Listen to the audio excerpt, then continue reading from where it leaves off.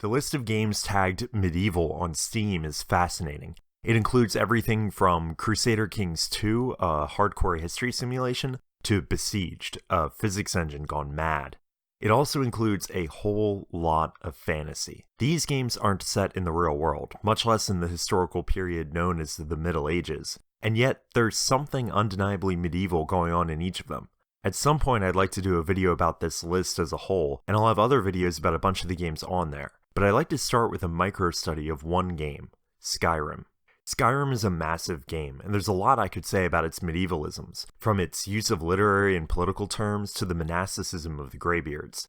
But there's one tiny corner of the game that feels more authentically medieval to me than all the Eddas and Jarls combined. It's the library in the Mages College of Winterhold. For the non-Skyrim players out there, the Mages College is exactly what it sounds like. Think Hogwarts, but colder and without any of the whimsy. A couple quests have the player passing through the college's library to collect information or add to the stock of books. The room itself isn't much, just a bunch of locked cabinets and piles of books, but players can uncover the room's character and its role in the college by talking to the orc librarian, Ureg Groshub.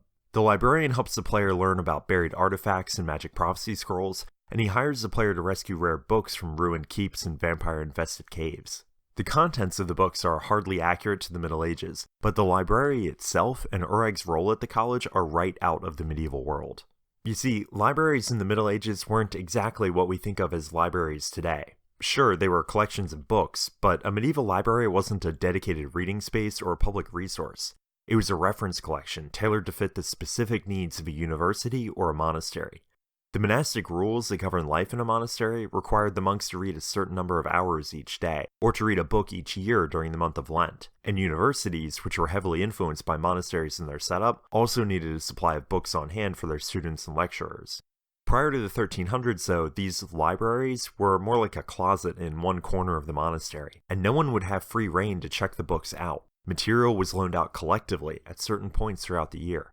Monastic rules describe a kind of ceremony in which the librarian laid out the whole library on a carpet, and the monks took turns picking out their book for the season. By the 14th century, new forms of monasticism and universities led to dedicated library rooms.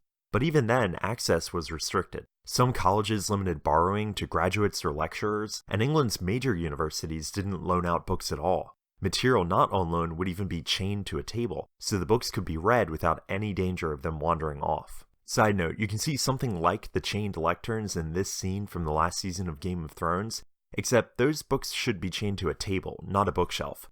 That can't make for comfortable reading. Given the value of books, the size of collections, and the needs of medieval communities, you can imagine that medieval librarians weren't kindly retirees. The librarian's job was to maintain the books, to protect them from theft and damage, and to serve as a living database.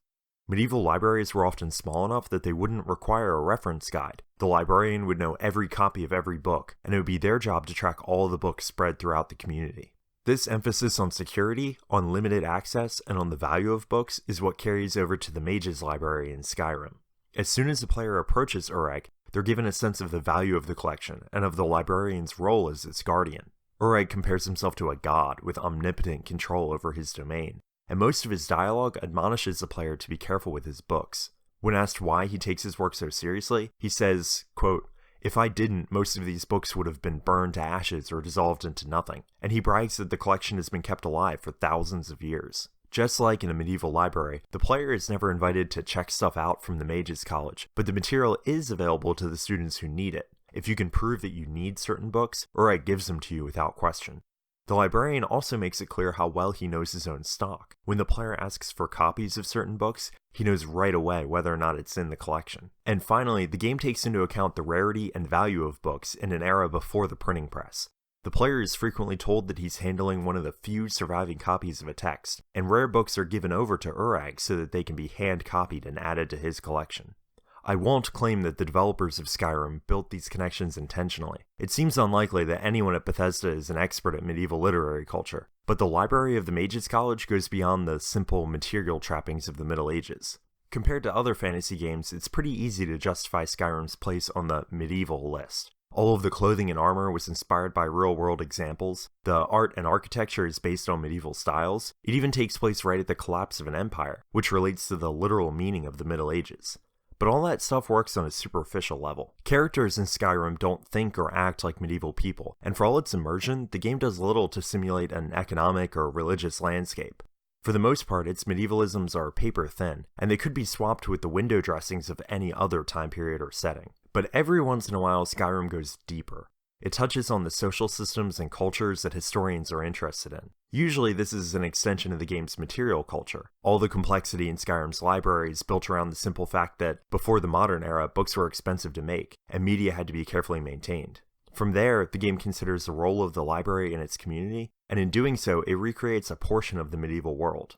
Fantasy games aren't obligated to dig deeper, and more often than not, Skyrim leaves its medievalisms at the surface level. But when games take that extra step, whether it's intentional or not, they wind up creating a richer, more immersive experience, and they teach players about the worlds they draw inspiration from. I doubt most of Skyrim's players ever think about medieval libraries, but if they are asked to picture one in a history class or in their own creative works, I guarantee you they will draw on the medievalisms they know to imagine the unfamiliar.